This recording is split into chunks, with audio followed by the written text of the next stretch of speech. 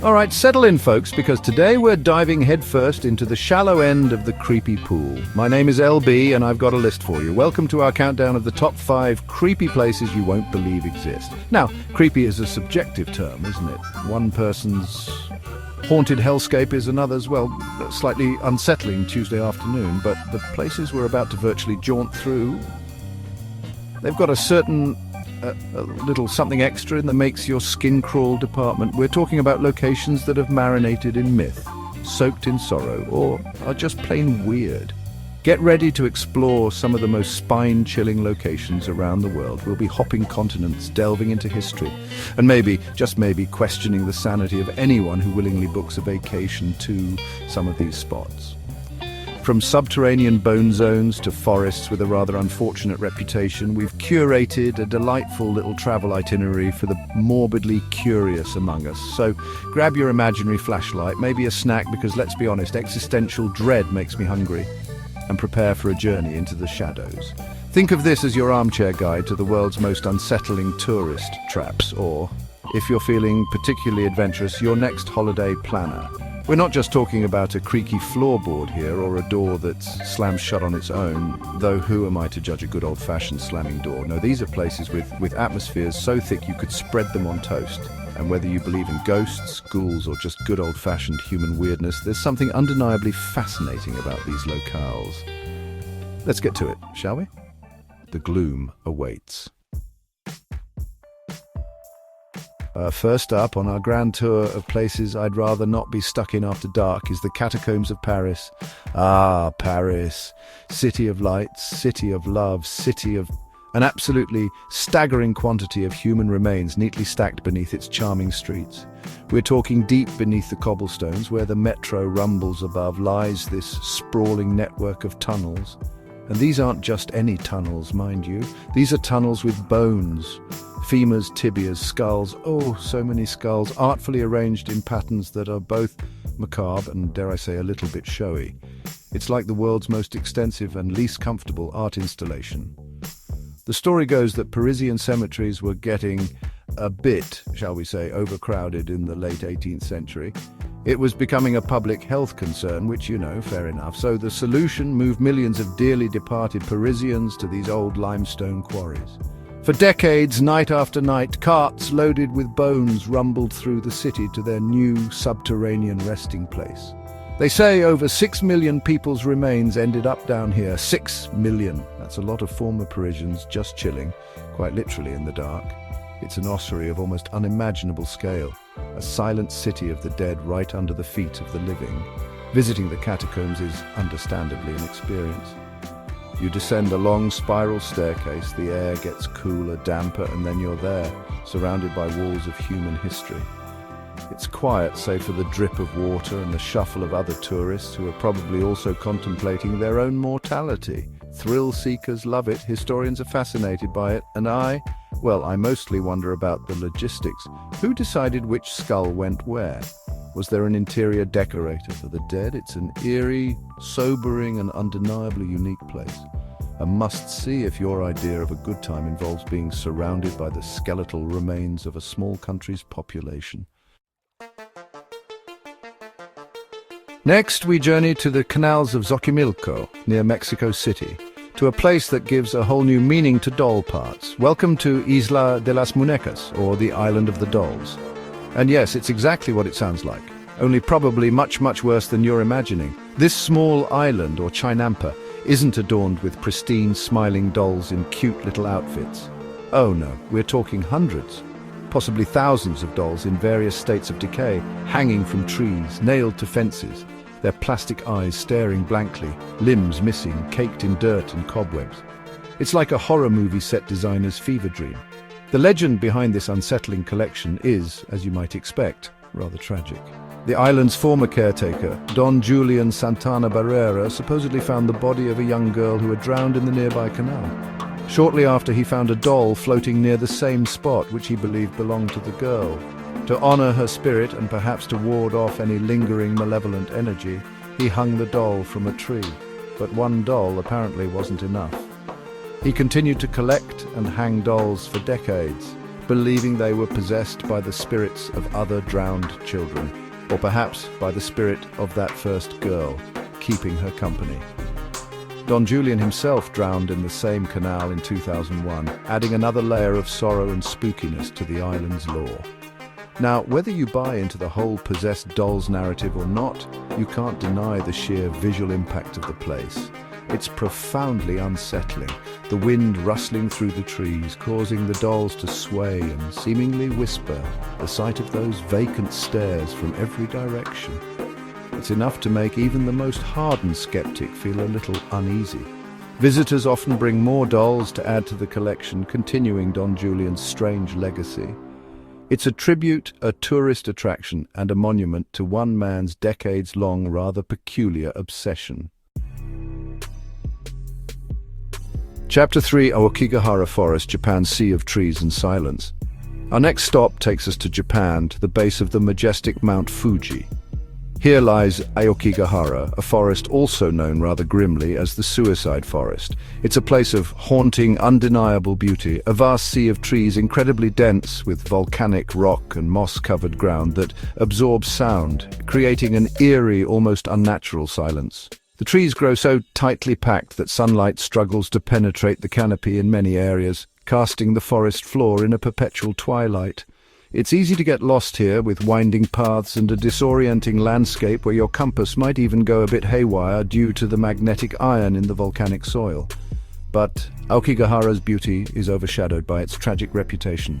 For decades, it has been a site where a distressingly high number of people have chosen to end their lives. The reasons are complex and debated, tied to historical associations with the mythical practice of abandoning elderly relatives in remote places, and perhaps its portrayal in popular culture.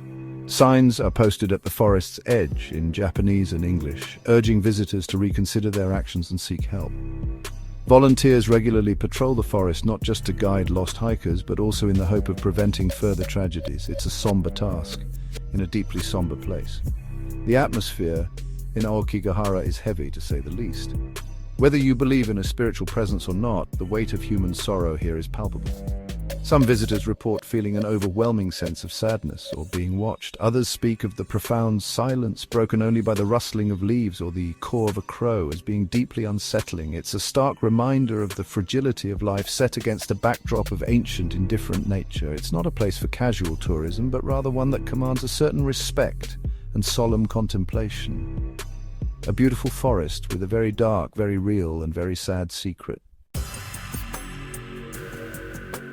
Chapter 4, Pripyat, Ukraine, a ghostly echo of disaster. Now, let's shift gears from natural gloom to man-made desolation. We're heading to Pripyat, Ukraine, the city built to house the workers of the nearby Chernobyl nuclear power plant, or more accurately, the Ghost City. In April 1986, the Chernobyl disaster, the world's worst nuclear accident, unfolded. The residents of Pripyat, a city of nearly 50,000 people, were told they were being evacuated for just a few days. They left with little, expecting to return. They never did. What remains is a chilling snapshot of life abruptly halted, a city frozen in time, slowly being reclaimed by nature. Walking through Pripyat today is like stepping onto the set of a post-apocalyptic movie, except it's all terrifyingly real. Apartment buildings stand empty, their windows like vacant eyes staring out at silent streets. Inside, personal belongings lie scattered. Books on dusty shelves, toys abandoned in nurseries, newspapers dated April 1986. The iconic Ferris wheel in the city's amusement park, which was due to open just days after the disaster, has become a haunting symbol of a future that never arrived. It stands rusting, a silent sentinel over a playground that never heard the laughter of children it was built for. The silence in Pripyat is profound, broken only by the wind whistling through broken panes of glass or the chirping of birds who now call this radioactive wasteland home. Radiation levels are still a concern, of course, and visits are strictly controlled, with guides leading small groups through designated safe routes. It's a stark, visceral reminder of the catastrophic potential of human error and the long-lasting consequences of nuclear power when things go terribly wrong. It's not creepy in the supernatural sense, perhaps, But the desolation, the suddenness of its abandonment, and the invisible threat that still lingers make Pripyat a profoundly unsettling and deeply moving place to witness. Chapter 5, The Stanley Hotel, where nightmares check in and maybe never leave. For our final destination, we're off to Estes Park, Colorado, to a grand, historic hotel with a reputation that precedes it, the Stanley Hotel. If that name rings a bell, it might be because this is the very place that inspired Stephen King to write The Shining. Yep, The Shining. King and his wife stayed here in 1974 as the hotel was closing down for the winter and they were the only guests.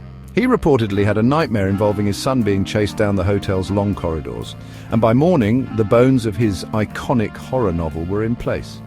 That alone gives it some serious, creepy credentials, wouldn't you say? But the Stanley's spooky reputation isn't just based on fiction. Long before Jack Torrance picked up an axe, guests and staff were reporting, well, unusual occurrences. We're talking disembodied laughter, phantom footsteps echoing in empty hallways, lights turning on and off by themselves, and objects moving inexplicably. Flora Stanley, the wife of the original owner F.O. Stanley, is said to still play the piano in the music room, her spectral melodies drifting through the hotel late at night. Room 217, where King stayed, is particularly notorious, with reports of an unseen presence tidying up, packing and unpacking guests' bags, a rather helpful ghost, if a bit intrusive. Other hotspots include the fourth floor, supposedly a favorite haunt for ghostly children whose laughter and running footsteps are often heard when no children are present. Then there's Lord Dunraven, the supposed spirit of the man who owned the land before the Stanleys, said to linger in room 401, occasionally making his presence known with a whiff of cherry tobacco or by interacting with female guests. The hotel fully embraces its haunted heritage, offering ghost tours and paranormal investigations. So, is it genuinely haunted, or is it a clever marketing ploy fueled by a legendary horror story? Well, that's for you to decide.